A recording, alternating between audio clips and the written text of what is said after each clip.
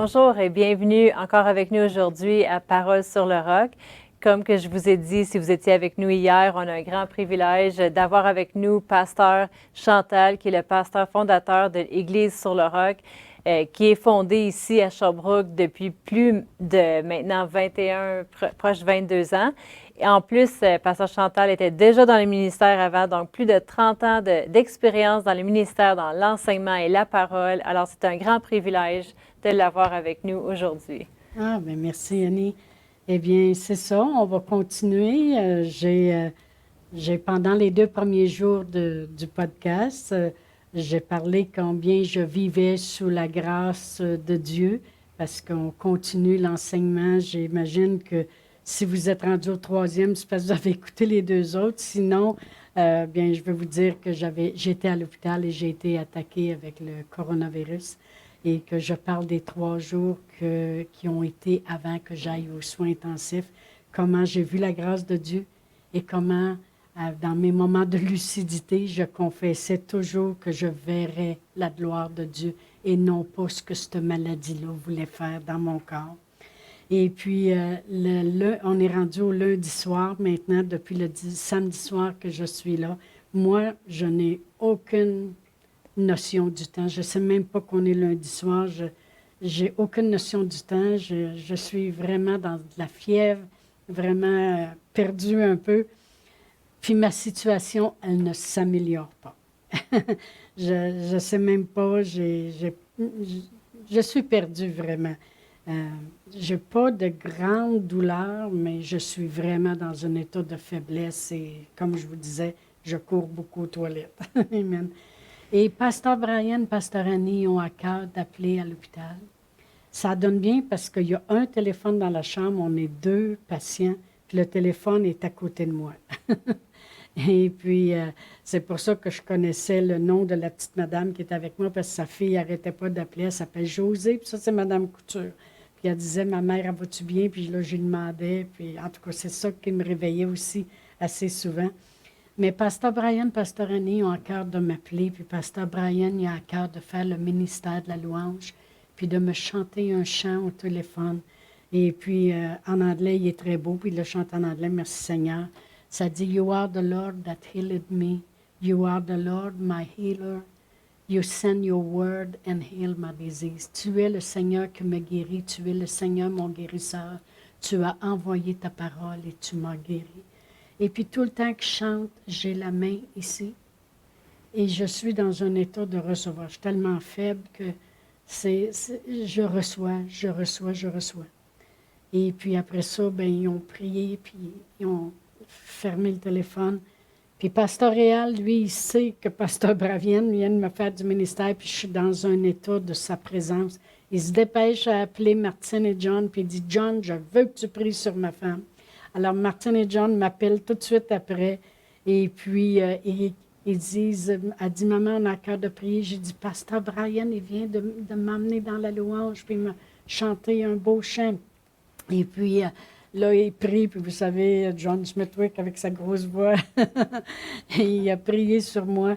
Puis encore une fois, j'ai ma main, puis je dis, mon Dieu Seigneur, je suis bénie d'avoir des gens comme ça, merci Seigneur, qui font le ministère là où est le grosse onction, parce que je sais que Pasteur Brian a une grosse onction dans la louange, puis John, il voit des miracles partout sur la terre, alors merci Seigneur. Et puis, mais Dieu, moi, il avait commencé à me parler un peu dans cette soirée-là, avant que Pasteur Brian appelle et qu'il chante ce chant.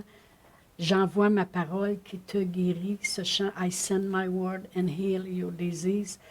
Puis, vous savez, je vais l'expliquer ce que le Seigneur me disait, parce que à force de confesser, puis de vivre sous cette grâce, puis de mettre nos yeux sur Dieu, puis de s'appuyer sur lui, eh bien, on monte à Dieu notre foi, mais lui aussi, il nous parle, amen. Et puis, j'espère de bien l'expliquer pour ne pas frustrer personne. Mais parce que, vous savez, quand Dieu nous parle, on dirait qu'on comprend dans un tout, mais pour l'expliquer, après, ça prend beaucoup de mots. Amen. Vous savez, dans Jean 1:1, la parole de Dieu dit, « Au commencement était la parole était avec Dieu, puis la parole était Dieu. » Après ça, au verset 14, ça dit, « Et la parole de Dieu a été faite chair et elle a habité parmi nous pleine de grâce et nous avons contemplé sa gloire comme la gloire du Fils unique venu du Père. » Et ce que Dieu me révèle, c'est ceci. Il dit, voyez-vous, vois-tu, il dit, les gens regardent à Jésus. Mais ils regardent à Jésus, le Fils de Dieu. Ils regardent à Jésus qui est venu sur la terre, qui a marché comme un homme loin du Saint-Esprit, qui allait de lieu en lieu. Parce que des fois, les gens vont dire, oh, si Jésus serait ici aujourd'hui, ou j'aurais voulu vivre dans le temps de Jésus, puis avoir les bénédictions. Puis le Seigneur, il dit, regarde, au commencement était ma parole, puis ma parole, elle a été faite chair. Et il dit, ce qui s'est promené sur la terre, c'est la parole de Dieu. Ce qui a guéri les gens, c'est la parole de Dieu. Ce qui a fait des miracles, qui a marché sur l'eau, qui a fait ressusciter des morts, c'est la parole de Dieu. Puis la parole de Dieu, elle a fait quoi? Elle est allée jusqu'au bout. La parole de Dieu, il dit, regarde pas Jésus homme ou Jésus fils de Dieu. Regarde ce qu'il était. C'était la parole de Dieu en chair, parce que c'est comme ça qu'il doit venir sur la terre. Mais il dit, la parole de Dieu est allée jusqu'à mourir sur la croix, est allée jusqu'au bout pour accomplir toutes choses. Et il dit, ma parole va toujours, toujours accomplir toutes choses sur la terre. Toutes choses.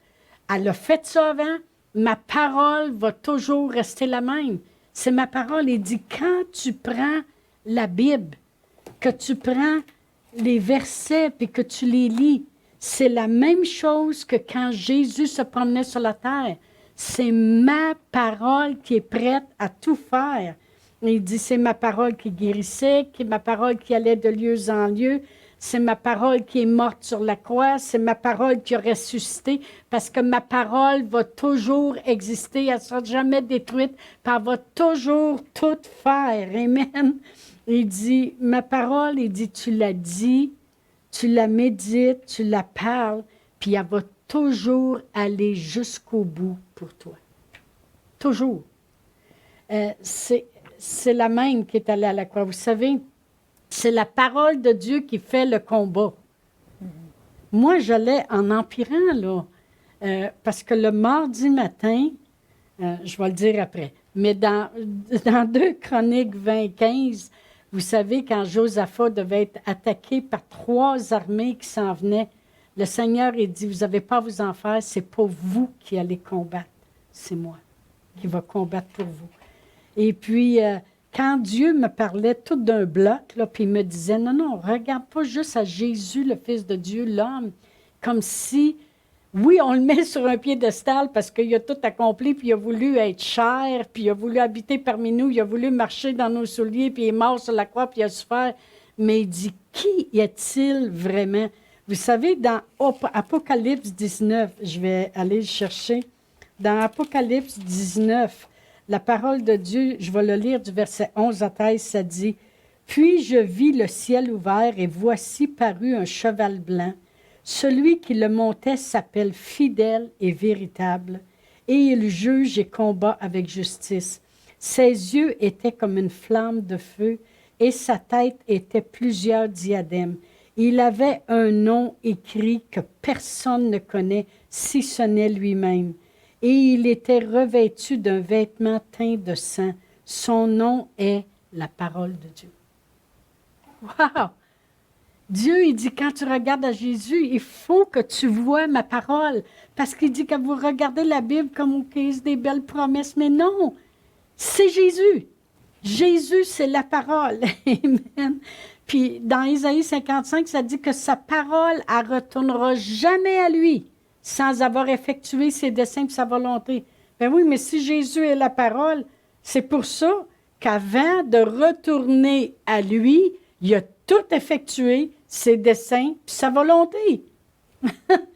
Fait que Dieu, il disait, c'est ma parole est encore là aujourd'hui, Chantal. Tu la confesses, elle est encore là. Alors, le mardi matin, ma situation elle avait empiré. Apparemment que j'ai appelé mon mari, puis je lui ai dit, Réal, je ne suis plus capable de respirer.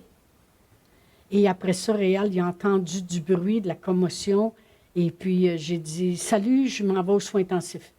Fait que je me rappelle un peu de la commotion parce qu'ils m'ont levé, ils ont mis une plaque de fer, de métal en arrière de moi, ils m'ont couché là-dessus, puis ils ont passé quelque chose, puis ils ont dit, les 2 poumons sont complètement atteints. Ça fait que ma situation avait empiré. Comme je vous ai dit, la grâce de Dieu me gardait, la gloire, je la confessais, et j'ai vu la grandeur de Dieu.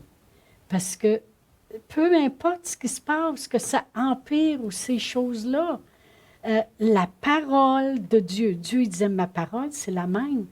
Elle va aller jusqu'au bout pour toi. Elle va accomplir mes desseins, ma volonté. Tu la mets dans ta bouche, tu la crois dans ton cœur, elle va faire les choses. C'est ma parole qui est allée à la croix. C'est ma parole qui a ressuscité des morts. C'est ma parole qui a vaincu le diable, qui a dépouillé. Amen. Alors, à partir de ce moment-là, j'ai été intubée. J'ai été dans un coma entre 13 et 14 jours. Et c'est là que la grandeur de Dieu s'est manifestée pendant ces jours-là que j'étais là. Et c'est là que ma famille, mes amis, l'Église, le corps de Christ, tout le monde qui m'aime, tout le monde de foi se sont tenus pour moi. Merci Seigneur.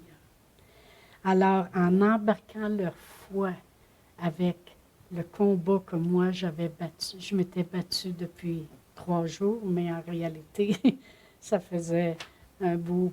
J'ai toujours confessé la parole. C'est là que le miracle s'est produit. Alors, je veux vous dire encore une fois, merci. Dieu est bon, Dieu est grand, Dieu est véritable, Dieu est fidèle. Dieu ne ment pas. Puis sa parole est prête à tout faire pour vous. Laissez-moi prier pour vous.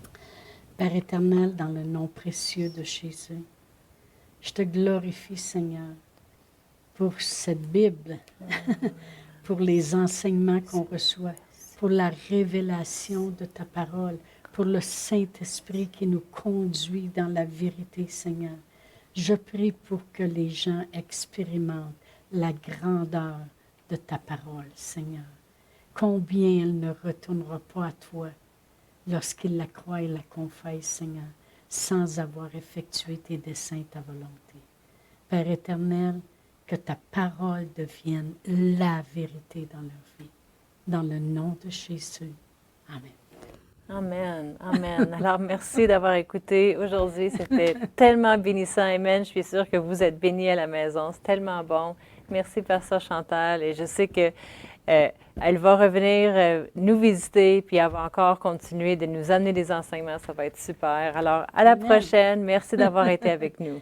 Bye bye.